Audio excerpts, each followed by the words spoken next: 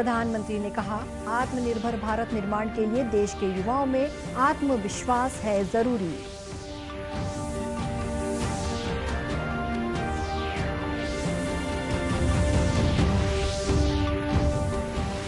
राष्ट्रपति रामनाथ कोविंद ने लगवाया कोविड का पहला टीका, लोगों से वैक्सीन लगाने की अपील की।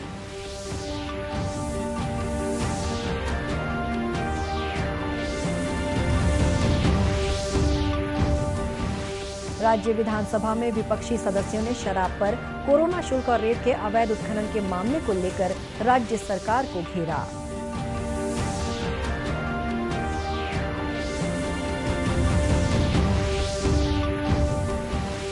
और केंद्र सरकार की प्रसाद योजना के तहत डोंगरगढ़ स्थित मां बमलेश्वरी मंदिर परिसर में विकास परियोजना की रखी गई आधारशिला।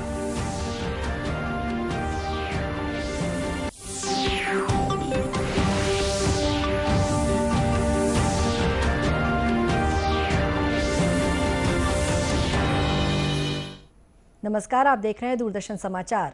मैं हूं शुभ्रा भट्टाचार्य। अब समाचार विस्तार से। प्रधानमंत्री नरेंद्र मोदी ने कहा है कि केंद्रीय बजट में किए गए प्रावधानों से शिक्षा को रोजगार परक बनाने के सरकार के प्रयासों को विस्तार मिला है। श्री मोदी ने कहा कि इस वर्ष के बजट में स्वास्थ्य के बाद सबसे अधिक ध्यान शिक्षा, कौशल, अनुसंधान और नवाचार पर दिया गया है। शिक्षा क्षेत्र में बजट प्रावधानों को लागू करने पर आयोजित एक वेबिनार को संबोधित करते हुए प्रधानमंत्री ने कहा कि आत्मनिर्भर भारत निर्माण के लिए देश के युवाओं में आत्मविश्वास जरूरी है, जो उनकी शिक्षा, ज्ञान और कौशल से सीधे जुड़ा हुआ है। निर्भर भारत के निर्माण के लिए देश के युवाओं में आत्मविश्वास उतना ही जरूरी है। आत्मविश्वास तभी आता है जब युवा को अपनी एजुकेशन, अपनी नॉलेज, अपनी स्किल पर पूरा भरोसा हो, विश्वास हो। आत्मविश्वास तभी आता है जब उसको एहसास होता है कि उसकी पढ़ाई उसे अपना काम करने का अवसर दे रही है और जरूरी स्किल भी दे रही है। प्रधानमंत्री ने यह भी कहा कि देश को ऊर्जा क्षेत्र में आत्मनिर्भर बनाने के लिए हाइड्रोजन ईंधन और हरित ऊर्जा का बहुत महत्व है। इसलिए बजट में हाइड्रोजन मिशन की बड़ी परियोजना की घोषणा की गई है। देश में बीते 1 मार्च से कोरोना वैक्सीन का दूसरा चरण शुरू हो गया है। इसी क्रम में आज राष्ट्रपति रामनाथ कोविंद ने नई दिल्ली में कोविड का पहला टीका लगवाया। टीकाकरण के बाद राष्ट्रपति ने सभी लोगों से कोरोना वैक्सीन लगवाने की अपील की। वहीं टीकाकरण अभियान के लिए राष्ट्रपति ने चिकित्सकों और स्वास्थ्य कर्मियों को धन्यवाद किया। देखिए, अब से थोड़ी देर पहले करीब 11 बजे के आसपास राष्ट्रपति जी ने कोरोना का वैक्सीन लिया और उसके बाद आधे घंटे तक ऑब्जर्वेशन में रहे और उसके बाद वो वहां से रवाना हो गए। तो पूरी तरीके से उन्हें कोई दिक्कत नहीं हुई। जो आधे घंटे के ऑब्जर्वेशन में कोई साइड इफेक्ट नहीं दिखा। उल्लेखनीय है कि दूसरे चरण में 60 साल की उम्र से अधिक के लोगों को और गंभीर बीमारियों से पीड़ित 45 से 59 वर्ष तक के लोगों को टीका लगाया जा रहा है। इसके तहत छत्तीसगढ़ में भी टीकाकरण अभियान चल रहा है। ये अभियान प्रदेश के दूरस्थ इलाकों में भी जारी है। कांकेर जिले के अंतागढ़ विकासखंड स्थित सामुदायिक स्वास्थ्य केंद्र में भी लोगों को टीके लगाए जा रहे हैं। अंतागढ़ के खंड चिकित्सा अधिकारी अशोक कुमार संभाकर ने बताया कि टीकाकरण के लिए आने वाले व्यक्ति को अपने साथ पहचान पत्र लाना होगा।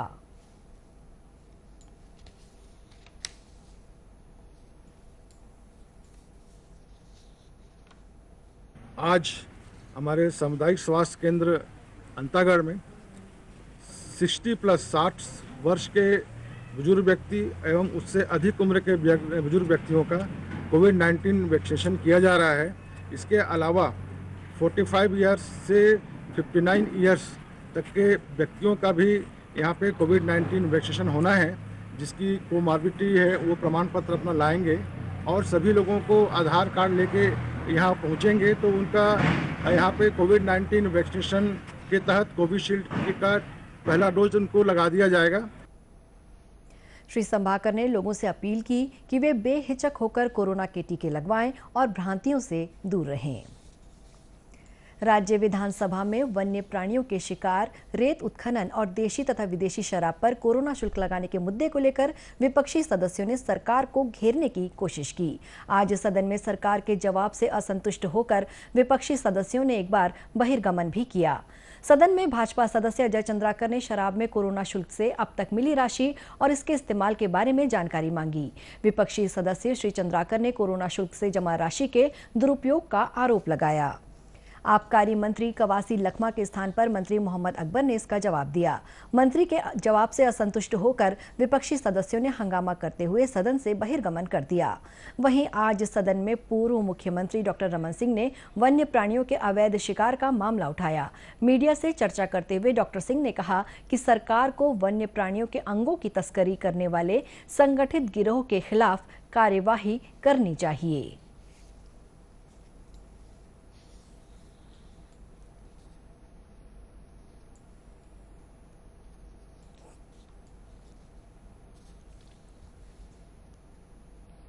बहुत ही सेंसिटिव एरिया है और लगातार टाइगर और तेंदुआ, भालू, अन्य वन प्राणियों को लगातार शिकार होता है। अब प्रश्न मेरा था कि इसमें अंतर्राज्यीय गिरोह जो ऐसे, वो चाहे शेर के खाल का हो, चाहे नाखून का हो, या दांत का हो, या उनकी अन्य जो अंग होते हैं जिसके बारे में कहा जाता है कि उसकी तस्करी होती है और अंतर्राष्ट्रीय बाजार में इसका कीमत 50 लाख से ऊपर होता है। ये लगातार घटनाएं इस क्षेत्र में जब हो रही है तो मेरा प्रश्न ये था कि गांव वालों को पकड़ लिया, मगर गांव वालों को पकड़ने से वो अंतर्राज्यीय गिरोह तक आप नहीं पहुंच सकते। आपको उसके लिए ज़रूरी है उन सफ़ेद पोशों तक पहुंचना जो इसके पीछे मूल हाथ है, और जो इस बालाघाट का इलाका हो या छत्तीसगढ़ का इलाका हो, एक संगठित गिरोह काम करता है। इसी मुद्दे पर पत्रकारों से चर्चा करते हुए वन मंत्री मोहम्मद अकबर ने बताया कि वन्य प्राणियों का शिकार रोकने के लिए हर संभव कार्रवाई की जा रही है। में स्निफर डॉग के जरिए आरोपियों को पहचान करके, चिन्हित करके उनको गिरफ्तार किया गया और 5 लोगों को जेल दाखिल कराया गया है। एक लकड़ी के टुकड़े के माध्यम से स्निफर डॉग ने पीछा करते हुए जब दूसरे स्थान पर पहुंचे तो उसके पहुंचने के बाद जो लकड़ी का दूसरा टुकड़ा था उसके जरिए उसने आरोपी तक पहुंचाया। उससे जब पूछताछ की गई तो वो अपने पूछताछ में उन्होंने जो जानकारी दी तो जो उसके अलग अलग अंग थे जहाँ जहाँ छुपा कर रखे गए थे उन स्थानों पर जाकर देखने पर उन चीज़ों को बरामद किया गया। तार को बरामद किया गया, करंट लगाकर ये वारदात को अंजाम दिया गया था और वर्तमान में 5 आरोपी हैं जिनको गिरफ्तार करके जेल भेज दिया गया। आज सदन में जनता कांग्रेस छत्तीसगढ़ जे के सदस्य धर्मजीत सिंह ने राज्य सरकार पर अवैध रूप से रेत खनन के मामलों पर कार्रवाई नहीं करने का आरोप लगाया। इस चर्चा में पूर्व मुख्यमंत्री डॉक्टर सिंह और नेता प्रतिपक्ष धर्मलाल कौशिक भी शामिल हुए। विपक्षी सदस्यों ने आसंदी से इस मामले में स्थगन प्रस्ताव से चर्चा कराने की मांग की। इसके बाद विपक्षी सदस्यों ने शोर शराबा करते हुए नारेबाजी भी की। राजनांदगांव जिले के डोंगरगढ़ में मां बमलेश्वरी देवी मंदिर के विकास से संबंधित परियोजना के लिए आधारशिला रखी गई है। ये परियोजना केंद्र सरकार के पर्यटन मंत्रालय द्वारा संचालित प्रसाद योजना के तहत मंजूर की गई है। इस कार्यक्रम में केंद्रीय पर्यटन और संस्कृति मंत्री प्रहलाद सिंह पटेल और मुख्यमंत्री भूपेश बघेल वर्चुअल रूप से शामिल हुए। समारोह को संबोधित करते हुए केंद्रीय मंत्री श्री पटेल ने बताया कि इस परियोजना के लिए पर्यटन मंत्रालय ने 45 करोड़ 33 लाख रुपए की स्वीकृति दी है। परियोजना के तहत पर्यटकों को कई तरह की जरूरी सुविधाएं मिलेंगी। केंद्रीय मंत्री ने बताया कि डोंगरगढ़ में ये परियोजना काफी महत्वपूर्ण साबित होगी क्योंकि इससे सनातन, जैन और बौद्ध धर्म की परंपराएं एक ही जगह पर रहेंगी। मैं जब छत्तीसगढ़ प्रवास पर आया था तब मैंने ये बात कही थी। वास्तव में एक स्थान जो चंद्रगिरी का जो जैन तीर्थ है वो इसमें अभी रह गया है। मैं नहीं जानता कि कैसे उस डीपीआर में वो शामिल होगा। मेरा मानना होगा कि इसको अगर कहीं जुड़ सकता है तो हम मिलकर कोशिश करें ताकि एक महत्वपूर्ण स्थान होगा कि जहाँ पर जैन, बौद्ध और सनातन तीनों परंपराएं एक स्थान पर होंगी। और मुझे लगता है कि पर्यटन की दृष्टि से ये आपको भविष्य में लाभकारी भी साबित होगा। वहीं मुख्यमंत्री श्री बघेल ने उम्मीद जताई कि इस परियोजना से डोंगरगढ़ में पर्यटन विकास की संभावनाएं बढ़ेंगी, साथ ही स्थानीय लोगों के लिए रोजगार के अवसर खुलेंगे। श्री बघेल ने केंद्र सरकार से अमरकंटक परिक्रमा परिपथ में आने वाले छत्तीसगढ़ के पर्यटन स्थलों को भी अमरकंटक विकास परियोजना में शामिल करने का आग्रह किया।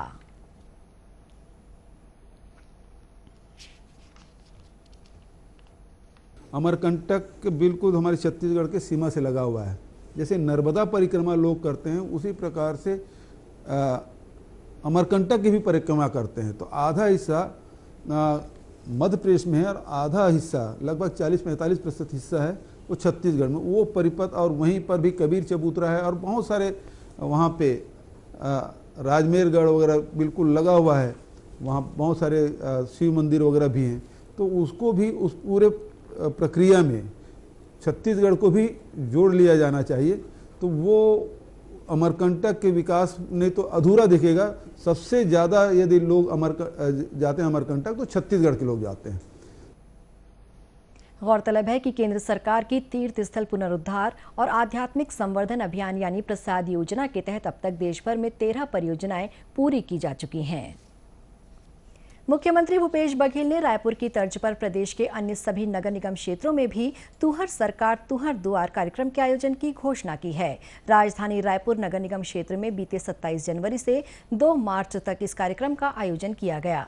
रायपुर में इस कार्यक्रम के समापन समारोह को संबोधित करते हुए मुख्यमंत्री ने कहा कि आम लोगों की समस्याओं के त्वरित निराकरण में ये कार्यक्रम लाभदायक साबित हुआ। उन्होंने बताया कि इस कार्यक्रम की मदद से रायपुर नगर निगम क्षेत्र के 44,000 से अधिक लोगों को सीधे लाभ पहुंचाया गया। उन्होंने कहा कि राज्य सरकार प्रदेश के नगरीय निकायों में जन सुविधा के विस्तार पर विशेष जोर दे रही है। उन्होंने कहा कि इस कार्यक्रम की सफलता को देखते हुए इसे प्रदेश के अन्य सभी नगर निगम क्षेत्रों में भी संचालित किया जाएगा। कार्यक्रम को नगरीय प्रशासन और विकास मंत्री डॉक्टर शिव कुमार डहरिया ने भी संबोधित किया। खबरों का सिलसिला आगे भी जारी रहेगा। फिलहाल वक्त है एक छोटे से ब्रेक का।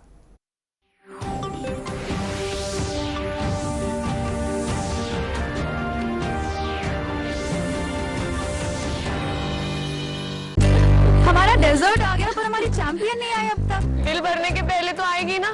सुगंध क्या हो रहा है? बिल हो रहा है। चल अपना कार्ड दे। पिन दे। RBI कहता है अपना पिन, OTP, CVV या इंटरनेट बैंकिंग पासवर्ड किसी को ना दे। ऑनलाइन बैंकिंग सिर्फ अपने ही कंप्यूटर, मोबाइल और सिक्योर नेटवर्क से करें। हाँ, ये खाने की चैंपियनशिप थी क्या? RBI कहता है जानकार बनिए, सतर्क रहिए।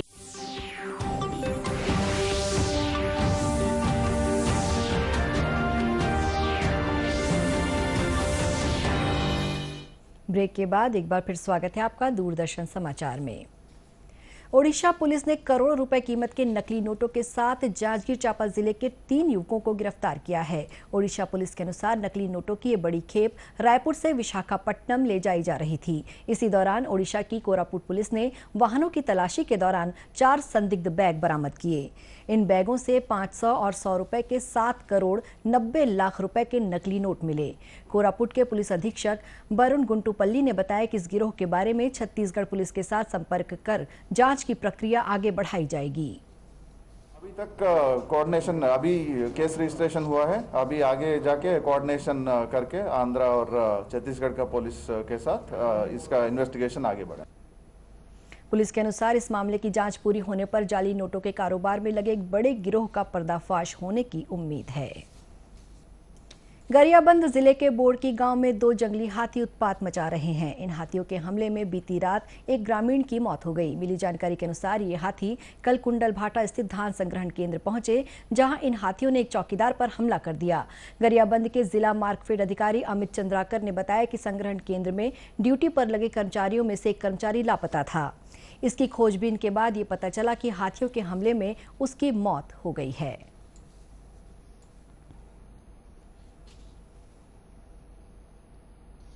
चूँकि रात्रि में ही सभी को अलर्ट कर दिया गया था और सभी अलर्ट मोड में ही थे और 14 लोगों की ड्यूटी थी। 14 लोगों में से 13 लोग बाहर निकल गए थे फिर उसके बाद जब ये लोग काउंट किए तब एक आदमी की मिसिंग पता चला। फिर तत्काल फॉरेस्ट विभाग की टीम, पुलिस की टीम, सब लोग आए मौके पे। फिर अंदर फॉरेस्ट की टीम गई, तब पता चला कि एक जो है उनको हाथी के द्वारा दुर्घटना कर दिया गया है। घटना के बाद वन अमला मौके पर पहुंच चुका है और हाथियों की गतिविधियों पर नजर रखी जा रही है। अंत में मुख्य समाचार एक बार फिर। प्रधानमंत्री ने कहा, आत्मनिर्भर भारत निर्माण के लिए देश के युवाओं में आत्मविश्वास है जरूरी।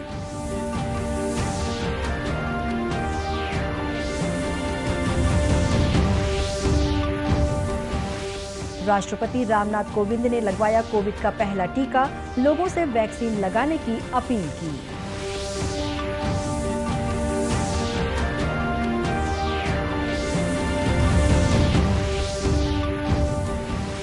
राज्य विधानसभा में विपक्षी सदस्यों ने शराब पर कोरोना शुल्क और रेत के अवैध उत्खनन के मामले को लेकर राज्य सरकार को घेरा।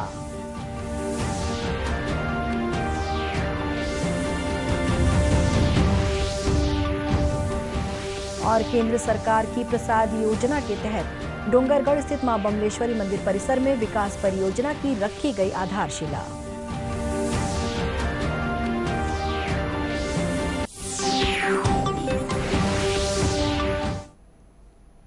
इसी के साथ ये समाचार बुलेटिन समाप्त हुआ। विधानसभा समीक्षा थोड़ी ही देर में।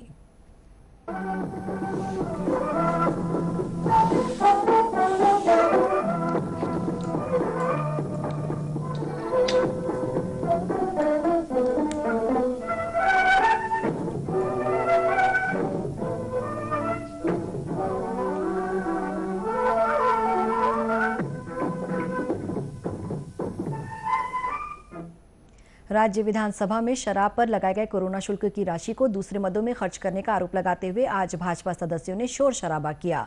विपक्षी सदस्यों द्वारा इस संबंध में और प्रश्न पूछे जाने पर नगरीय प्रशासन मंत्री शिव डहरिया ने आपत्ति जताई। इसके बाद श्री चंद्राकर ने इसे आसंदी का अपमान बताया। इस मुद्दे पर मंत्री के जवाब से असंतुष्ट होकर विपक्षी सदस्यों ने सदन से बहिर्गमन भी किया। वहीं शून्यकाल में विपक्षी सदस्यों ने रेत के अवैध उत्खनन और परिवहन पर स्थगन प्रस्ताव से चर्चा कराने की मांग को लेकर नारेबाजी की। प्रश्नकाल में भाजपा सदस्य अजय चंद्राकर ने शराब में कोरोना शुल्क से अब तक मिली राशि और इसके इस्तेमाल के बारे में जानकारी मांगी। आबकारी मंत्री कवासी लखमा के स्थान पर मंत्री मोहम्मद अकबर ने इसका जवाब देते हुए बताया कि अब तक करीब 166 करोड़ 55 लाख रुपए की राशि शासकीय खाते में जमा की गई है। उन्होंने बताया कि राशि शिक्षा, स्वास्थ्य और अधोसंरचना जैसे कार्यों में खर्च की जाएगी और इसके लिए प्राधिकरण का गठन किया गया है। इस पर विपक्षी सदस्य श्री चंद्राकर ने कोरोना शुल्क से जमा राशि के दुरुपयोग का आरोप लगाया। फिर विपक्षी सदस्यों ने हंगामा करते हुए सदन से बहिर्गमन कर दिया। इसी तरह जनता कांग्रेस के सदस्य धर्मजीत सिंह ने यह पूछा कि निजी महाविद्यालयों से पास होने वाले चिकित्सकों के लिए भी ग्रामीण क्षेत्रों में 2 साल की सेवा देना अनिवार्य है या नहीं। उन्होंने मध्य प्रदेश की तरह छत्तीसगढ़ में भी इन छात्रों के लिए ग्रामीण क्षेत्रों में कम से कम 1 वर्ष की सेवा अनिवार्य किए जाने का सुझाव दिया। जवाब में स्वास्थ्य मंत्री टी.एस. सिंहदेव ने बताया कि राज्य में चिकित्सकों की संख्या लगातार बढ़ रही है और सभी अस्पतालों में उनकी नियुक्तियां की जा रही हैं। ऐसे में शासकीय मेडिकल कॉलेजों से पढ़ाई करने वाले विद्यार्थियों के लिए ग्रामीण क्षेत्रों में 2 वर्ष की सेवा देने का अनुबंध खुद ही खत्म हो जाएगा। प्रश्नकाल में भाजपा सदस्य बृजमोहन अग्रवाल की अनुपस्थिति में सदस्य शिवरतन शर्मा ने उनका सवाल उठाया। इसके जवाब में उच्च शिक्षा मंत्री उमेश पटेल ने बताया कि लोक सेवा आयोग द्वारा सहायक प्राध्यापकों की भर्ती प्रक्रिया जल्द ही पूरी कर ली जाएगी। सदन में आज ध्यानाकर्षण प्रस्ताव के माध्यम से पूर्व मुख्यमंत्री डॉक्टर रमन सिंह ने वन्य प्राणियों के शिकार का मामला उठाया। उन्होंने कहा कि बीते 24 फरवरी को एक मादा तेंदुए का शव मिला है और इसके कई अंग गायब हैं। उन्होंने इसके शिकार की आशंका जताई। इसके जवाब में वन मंत्री मोहम्मद अकबर ने बताया कि गंडई में एक मृत तेंदुआ पाए जाने के बाद वन अधिकारियों ने मौके पर जाकर मामला दर्ज किया। इस घटना में शामिल 5 लोगों को गिरफ्तार किया गया है और मृत तेंदुए के अंग भी बरामद कर लिए गए हैं। वहीं प्रश्नकाल के दौरान विधायक विनय जायसवाल और गुलाब कमरों ने मनेन्द्रगढ़ विधानसभा के कॉलेजों में स्वीकृत और रिक्त पदों की जानकारी मांगी। उन्होंने चिरमिरी कॉलेज की प्राचार्य को निलंबित करने की मांग भी की। जवाब में विभागीय मंत्री उमेश पटेल ने इस मुद्दे पर उच्च न्यायालय के पूर्व आदेश का हवाला देते हुए असमर्थता दिखाई। आज प्रश्नकाल में अनुकंपा नियुक्ति, स्वास्थ्य योजना, पीएम आवास योजना जैसे मुद्दों पर भी सवाल पूछे गए। इसी के साथ सदन में आज हुई कार्यवाही की समीक्षा समाप्त हुई। नमस्कार।